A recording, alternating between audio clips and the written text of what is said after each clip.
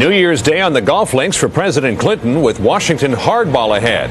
And a sobering new sight in Times Square tracks America's gunfire death toll. This is the CBS Evening News.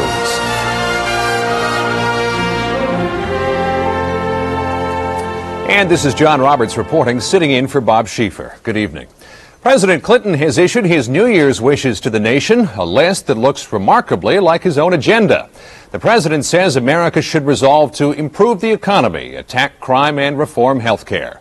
And as correspondent Bob Orr reports, Mr. Clinton is resolved to look into the controversial policies of past governments. As his New Year's vacation winds down, President Clinton is getting ready to swing back into a busy agenda that now includes Monday's White House conference on human radiation tests. When I get back at the beginning of the week, we're going to have to sit down and decide what to do next. The president praised Energy Secretary Hazel O'Leary for unlocking secret files on controversial Cold War experiments begun in the 1940s. As many as 800 Americans, including veterans, pregnant women, and mentally disabled kids, were used as human guinea pigs. The Clinton administration wants to know why. I'm very, very interested in it, and we've had some conversations by telephone back and forth. I have with the staff about what's going to happen. So that's our next step. The president was not expected to attend the radiation meeting, but now says he might, even though he's preparing for next week's European trip, where he'll spell out his foreign policy. Happy New Year, everybody. Beyond that, Mr. Clinton already has a crowded list of priorities for the new year, which he highlighted in today's radio address. In 1994, we must work to keep the economic recovery going. We must pass comprehensive health care reform that provides benefits that can never be taken away. We must put more police on the street and take more assault weapons off the street. And there's more, like welfare reform and job retraining, all key elements in Mr. Clinton's campaign for president. It's an aggressive agenda which critics say is too much, but this president has been underestimated before. Bob Orr, CBS News, Hilton Head, South Carolina. If President Clinton is determined to battle crime this year, he has a challenging job ahead of him. Violence wasted no time making its presence felt in 1994. And as correspondent Jacqueline Adams reports, Americans now have a new way to measure the carnage. At 1 a.m., the new Times Square death clock began keeping its grisly count of Americans killed by gunfire. In Houston, the crackling of bullets could be heard overnight. Just 9 minutes after midnight, that city suffered its first homicide. A man was shot to death in an argument over money. At 3 a.m., Chicago police found their first murder victim in an alley. 20-year-old Miguel Carrera had been shot in the head. By midday, the death clock stood at 49. Financed by a New Jersey businessman, the clock uses federal statistics. Though it racks up a new death every 14.8 minutes, Americans across the country today refuse to accept the violence silently. In Pittsburgh, residents mourned all 77 citizens murdered in 1993, a record, and they pledged that the violence would not continue into 1994. War toys are not for us. In Chicago, Quakers, Mennonites, and others attending a Peacemaker Congress rallied outside a Toys R Us to encourage the store to further limit its sale of toy guns and violent videos. The politicians have gotten the message. In Cleveland, as well as New York City, incoming mayors are redoubling their efforts in the fight against crime. We must never forget that we still live in a city where there is great social jeopardy. Too many poor citizens, too many citizens unemployed, too many men and women wondering whether their walk to work will be their last. The violence and the level of violence in American cities is unacceptable. It's at a level at which we just have to say enough is enough, and we have to start doing a lot of new things to deal with it. But criminologists warn that nothing short of stopping the manufacture and sale of guns will make a real dent in America's crime problem. Clearly, we'll never have a gun-free America, but we still should try. By nightfall, just 17 hours after the tally began, America's death clock stood at 69. Jacqueline Adams, CBS News, New York. In Northern Ireland, IRA extremists firebombed 11 targets in Belfast just after midnight, in spite of renewed hopes for peace. The bombs caused no injuries, but they set fires in 10 stores and a landmark library, causing millions of dollars in damage. In the occupied Gaza Strip today, Israeli troops clashed with Palestinians. The troops shot and wounded 5 Palestinians and beat several journalists who were covering the incident.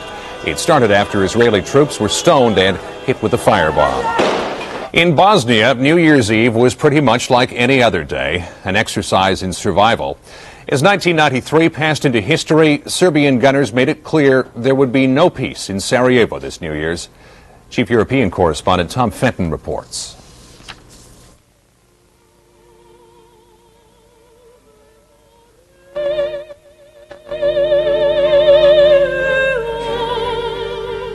The new year began with American soprano Barbara Hendricks courageously singing Ave Maria in a Sarajevo television studio.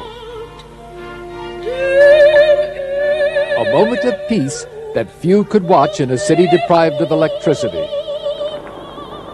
What most Sarajevans saw and heard was a burst of midnight gunfire, followed by a deadly rain of shells from the Serbs on the hills. The New Year's Eve bombardment narrowly missed 300 relief workers having a party at UN headquarters.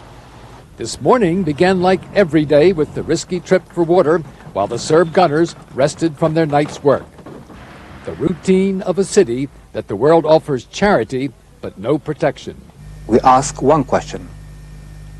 By what right we are denied our right to defend ourselves? We wish you peace in the new year. Peace until the gunners woke up and zeroed in on a residential neighborhood. Reporters and residents scrambled to extricate 70-year-old Ivanka Matkovich from the shambles of her apartment. They managed to save her despite her grievous injuries. Others were beyond help. The first day of 1994 in Sarajevo was very much like 1993. Tom Fenton, CBS News, London. Still ahead on the CBS Evening News, the Rose Bowl parade marches into a new era. And the Arctic snowy owl, escaping one threat, finding others. She goes, 1.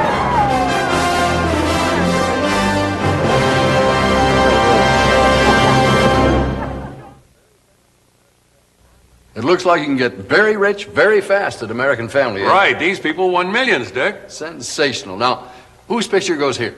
That's reserved for the new $10 million winner. Another one? Could be you, this soon.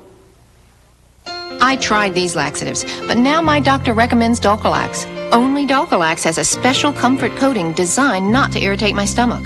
Doctors recommend Dulcolax more than X-Lax and Correctol combined. Experience the comfort of Dulcolax. It's the clear, sparkling water that makes Freeman shampoos and conditioners among the finest, most natural available. Sea kelp moisturizing proteins and the conditioning you get from herbs, flowers, and our other natural ingredients make Freeman hair treatments very special. I'm Larry Freeman. And I'm Mark Freeman. And that's a promise from our family to yours. Freeman Botanical Hair Treatments, inspired by everything natural.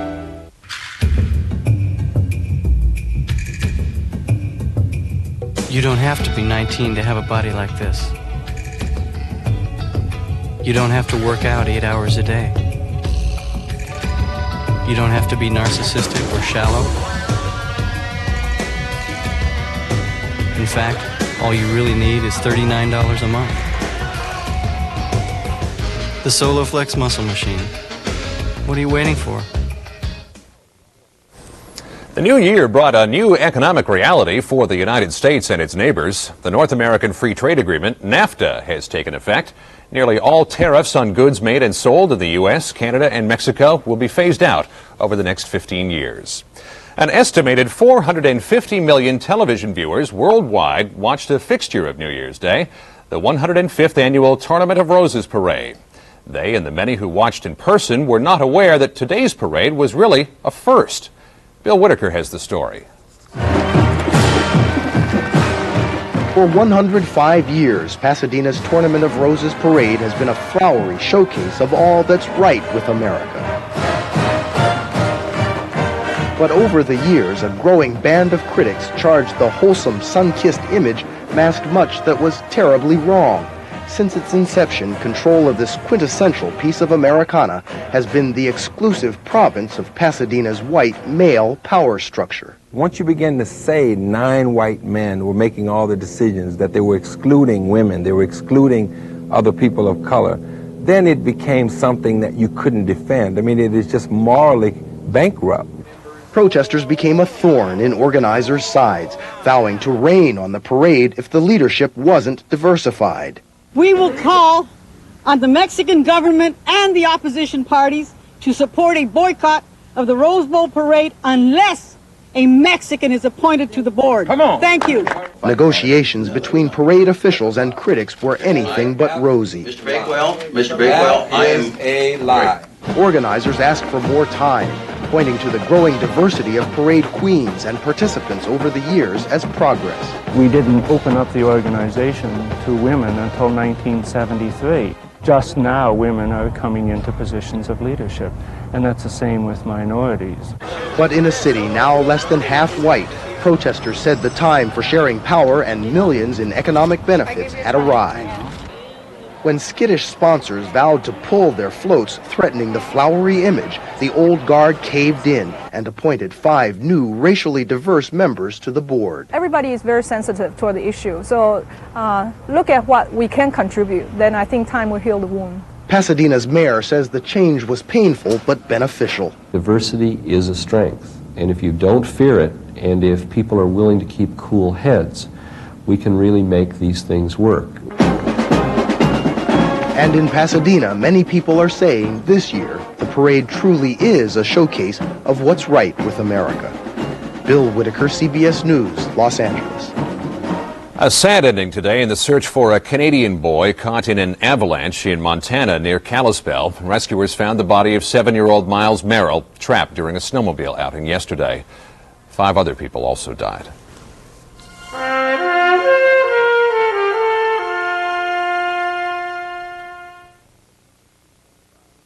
At 5 a.m., all the Millers can think about is that first get-you-going cup of coffee. That eye-opening, fill-the-kitchen aroma of Folgers Crystals.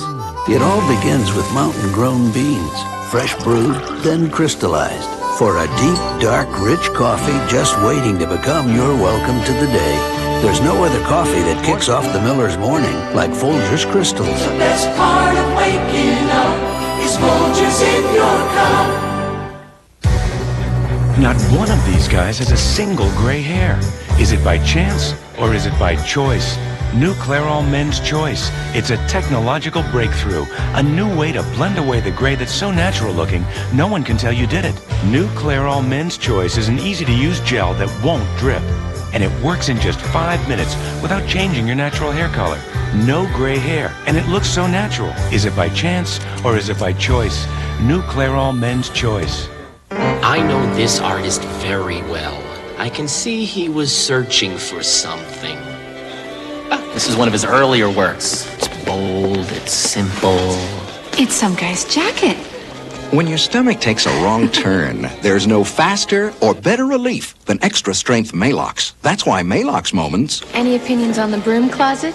only last a moment. And try new extra-strength Maalox Anti-Gas, the strongest relief you can get for gas.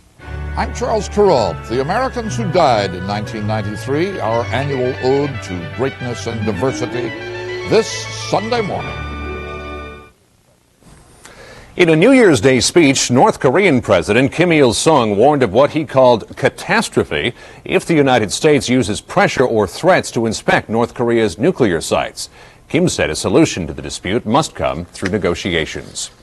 The Coast Guard said today a record number of escaping Cuban refugees reached Florida by boat in 1993, 43% higher than the previous year.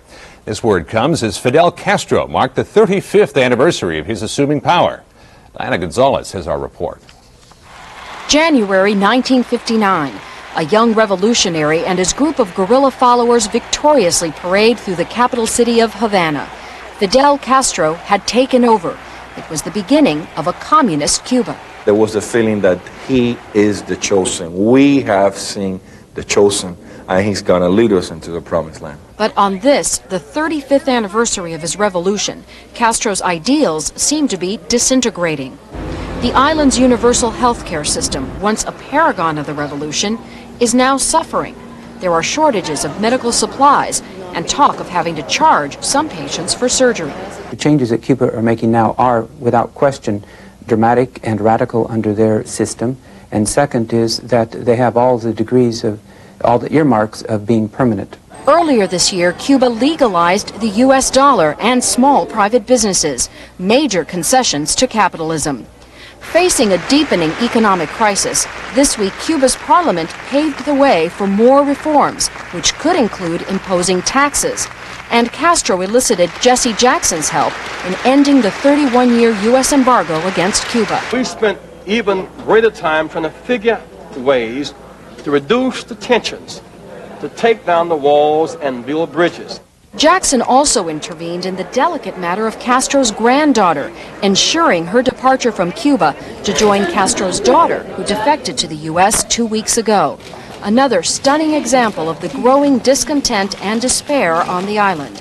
This year, more than 3,600 Cubans risked their lives navigating the treacherous Gulf Stream aboard makeshift rafts. Clearly, Castro's regime is in trouble, yet still intact. Because even though it has lost a lot of legitimacy and it has lost the street, in quote, no one has moved in to reclaim it.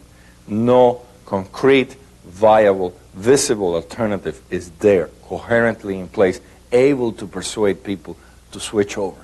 As a charismatic Castro was able to do exactly 35 years ago today.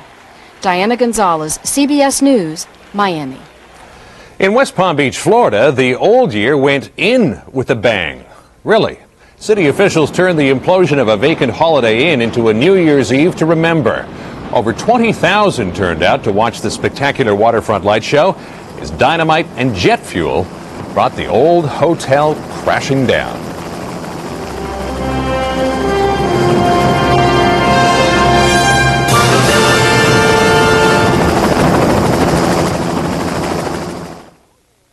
What a difference. I didn't know you were a decorator. I'm not. I got help from Decorating Den. A professional decorator? This must have cost you a fortune. No, she actually showed me how to work magic on a budget. Really? And she came here in her color van and brought thousands of samples of window treatments, wall coverings, carpeting, furniture, and accessories. You've got to introduce me to your decorator. No problem. For a complimentary consultation, call 1-800-842-4141. Alpha Hydrox is going to turn everything you think about skincare on its head. When you hear what Alpha Hydrox does, you'll flip too. Alpha Hydrox can reduce the appearance of wrinkles using a fruit acid as a natural exfoliant, while it improves the way your skin looks and feels. Oh, and it's under $10. Try it and see for yourself. Alpha Hydrox, available at drug, discount, and grocery stores. Today, there's Protegra, the all-antioxidant vitamin mineral supplement with more vitamin E, C, and beta-carotene. To boost your antioxidant levels, even if you take a multivitamin, add Protegra, the good news in antioxidants. Some people get nasal congestion, but if you get sinus congestion, use a sinus spray like Sinex. Only Sinex has a decongestant plus Vicks Vapors, so you can feel your swollen passages open up. For sinus, think Sinex. Guns and violence seem to be everywhere, even in our schools. What's the answer? We'll talk with the experts and Bill Cosby on Face the Nation Sunday. Pope John Paul told a New Year's Day crowd in St. Peter's Square that peace remains the greatest challenge of our time. The Pope said that although there are encouraging signs, peace is undermined by nationalism and the gap between the haves and the have-nots. For Russians in this winter of hard times, the New Year's holiday took on an added importance, as we hear from Jonathan Sanders. Red Square early this morning seemed like New Year's anywhere else.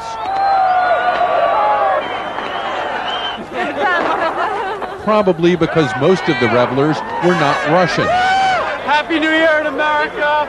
We miss you! This is not what Russian New Year's is about. The holiday here is a family affair observed in the home. Even though the Soviet Union was dissolved 2 years ago today, its holiday habits remain. The communists outlawed Christmas and moved its symbols to New Year's. Santa Claus and his elves became Grandfather Frost and the Snow Maiden. The Christmas tree is a New Year's tree. And the big holiday show here is inside the Kremlin. The hottest ticket in town includes a coupon, good for one plastic Kremlin tower. Every family wants a New Year's tree. It's a symbol of renewal that relieves the bleakness of a long, dark Russian winter and a future that looks less than rosy. A popular joke has an optimist and a pessimist getting together today to discuss the new year. The pessimist says, after last year, things can't get much worse. The optimist says, oh yes they can. To sweeten the future's prospects, Moscow's Red October Candy Factory was on overtime this week, stepping up production of the New Year's most popular gift. We use specially decorated New Year's boxes, she says, to bring joy into every home. The New Year is a winter break just when Russians need it most. It's Thanksgiving and Christmas rolled into one, a time for Russia's future, its children, just to have fun. Jonathan Sanders, CBS News, Moscow. Well, in Japan, people are better off than they are in Russia this January 1st. But as correspondent James Hattori reports, that doesn't stop them from complaining. 1994 is, by Eastern tradition, the year of the dog. But for the Japanese, who are suffering through the third year of a recession, New Year's is a bear. Millions made their annual stop at the local shrine today to make a donation and pray for good luck. There's plenty to pray for. I don't think we will recover from this recession until next fall, this man says. Is that what it's come down to? People have to pray for things to get better? It certainly seems that way. Recession here seems very, very serious. Japan's recession is an industrial strength New Year's hangover for the coalition party which came to power last year. It threatens the entire domestic agenda and the man who's struggling to hold it all together. So far, Prime Minister Morihiro Hosokawa has maintained popular support, but his economic medicine is bitter. Today, he hinted that a new stimulus package would require higher taxes. It's unavoidable that the burden on each of us increases, he says. If Mr. Hosokawa cannot prove himself to be the leader to salvage the Japanese economy from this historically serious condition, then people will desert him. It's a condition as much in the Japanese mind as the pocketbook. Most everyone agrees lack of consumer confidence has prolonged Japan's woes. After all, unemployment is still low. People are socking money away. I think we talk about recession too much, this man says. Japan is still better off than other countries. But in a nation which clings to tradition, the Japanese are waiting for the right political signal to acknowledge the worst is over. James Hattori, CBS News, Tokyo.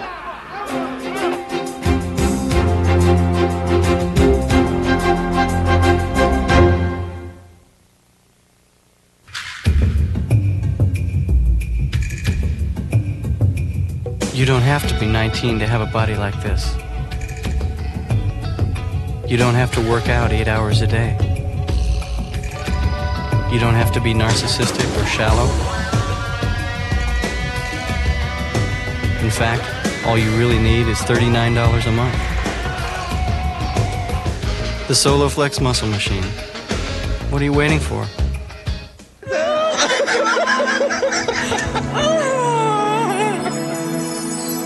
Think about your daydream and what you would do. Can't believe it. If you won $1 million out of the blue. Miracles can happen for you. Publishers Clearinghouse, the house where dreams come true. I want to tell you about the most exciting new frames we've ever had at LensCrafters. They're called Flex-On frames. You can twist them, bend them, flex them. So even if you're rough on your glasses, they'll always return to their original fit. Flex-On frames in about an hour at LensCrafters. I tried these laxatives, but now my doctor recommends Dulcolax. Only Dulcolax has a special comfort coating designed not to irritate my stomach. Doctors recommend Dulcolax more than X-Lax and Correctol combined. Experience the comfort of Dulcolax.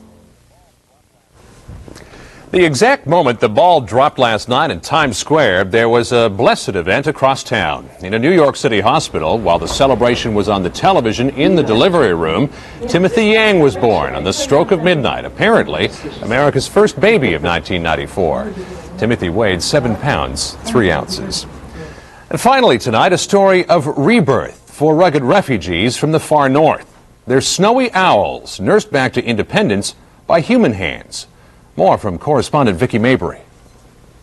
With its fleecy feathers and downy whiteness, the snowy owl doesn't look like one of the fiercest predators in the Arctic tundra, but its intelligent yellow eyes are 35 times sharper than a human's, and its wingspan is 4 feet, allowing it to swiftly and silently swoop down on unsuspecting prey spotted as far as 3 football fields away. Look in any culture, and what do you see the birds that represent the spirit or the power?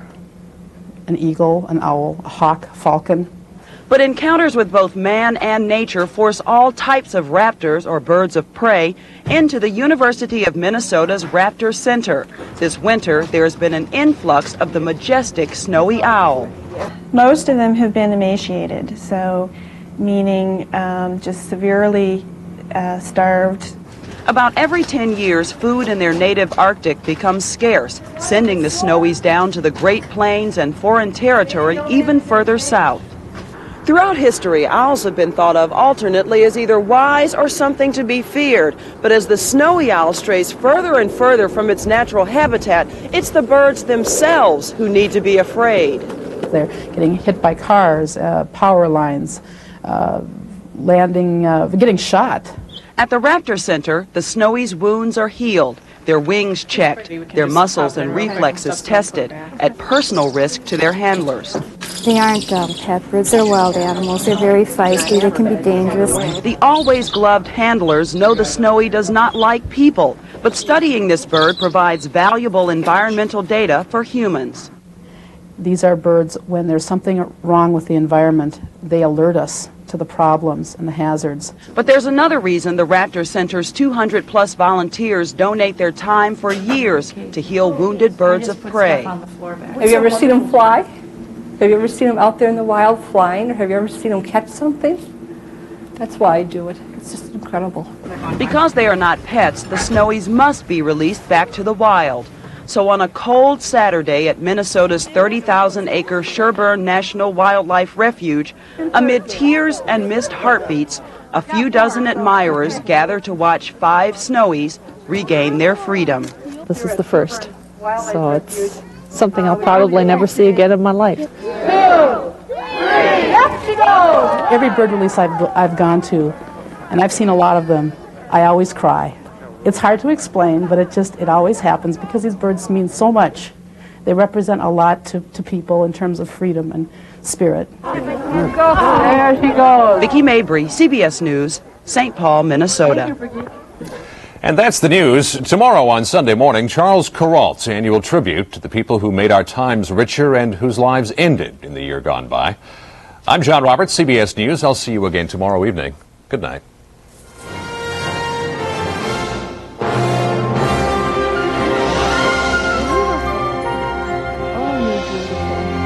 Okay, on the phone?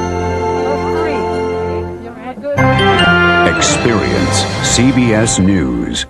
The Cowboys crushed the Giants in Dallas. But Sunday on CBS, they meet at Giants Stadium. In what promises to be the game of the year. Talk about your Happy New Year. We're big fans. This is CBS.